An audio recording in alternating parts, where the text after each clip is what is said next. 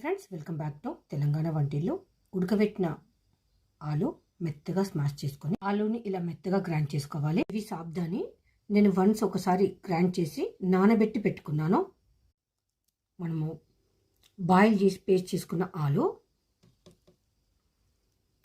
మెంతి కూర, కొత్తిమీర, ఉల్లిపాయ, చిల్లీ ఫ్లేక్స్ వేయకుండా కొద్దిగా రెడ్గా ఉన్న మిర్చిని తీసుకున్నాను. సన్నగా కట్ చేసుకున్న ఎల్లిపాయ, కొన్ని పచ్చి బఠానీ, ఇది మన ఆప్షన్, ఇంట్లో ఉంటే వేసుకోవచ్చు లేకపోతే లేదు. సాల్ట్. ఇప్పుడు దీన్ని మొత్తం చాలా నీట్గా మిక్స్ చేసుకోవాలి.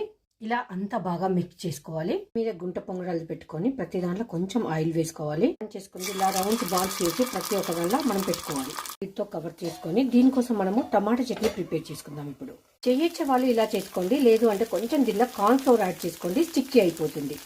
టర్న్ చేసుకోవాలి. అయిపోయిందండి. నేను ఓన్ రెసిపీ, నేను కూడా ఇప్పుడే ట్రై చేశాను. కొంచెం స్టిక్కీగా వచ్చింది. మీరు ఇందులో సేమ్ ప్రాసెస్లో బియ్యం పిండి యాడ్ చేసుకొని వేసుకోండి, బాగుంటుంది. టేస్ట్ అయితే చాలా బాగుంది. స్టిక్కీ అయింది అని ఒకటే మైనస్ పాయింట్. దీనిలో బియ్యం పిండి యాడ్ చేసుకుంటే బాగుంటుంది. అండ్ టమాటా ఉల్లి చట్నీ నేను రెడీ చేసుకున్నాను. నాకు మీ అందరికీ తెలుసు కదా, నేను తాలింపు అనేది తీసి పెట్టుకుంటాను అవసరమైనప్పుడు కలుపుకోవడానికి. ఇలా కొంచెం తాలింపు వేసుకొని కలుపుకొని తింటుంటే మనకు చాలా క్రిస్పీగా ఉంటుంది. తాలింపు అనేది మనం ముందుగానే కలిపేస్తే దాంట్లో మెత్తగా అయిపోతుందండి.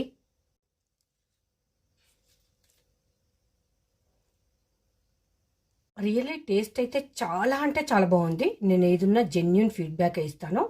సో నేను చేసిన మిస్టేక్ ఏంటంటే దీనిలో ఏం కలపకుండా వేసినాం కదా, అది స్టిక్కీగా అయిపోయింది.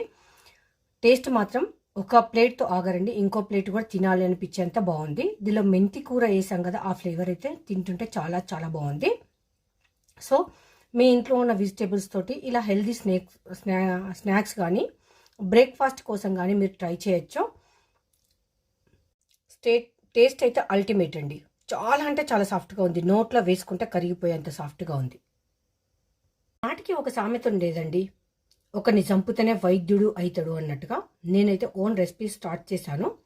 సో టేస్ట్ అయితే బాగుంది. ఏదైతే ప్రాబ్లం ఉందో అది కూడా నేను మెన్షన్ చేశాను. మీరు ట్రై చేయండి. మీకు ఎలా వచ్చిందో మీ ఫీడ్బ్యాక్ను కామెంట్లో పెట్టండి. Thank you. కానీ టేస్ట్ మాత్రం వేరే లెవెల్లో ఉంది, సూపర్గా ఉంది.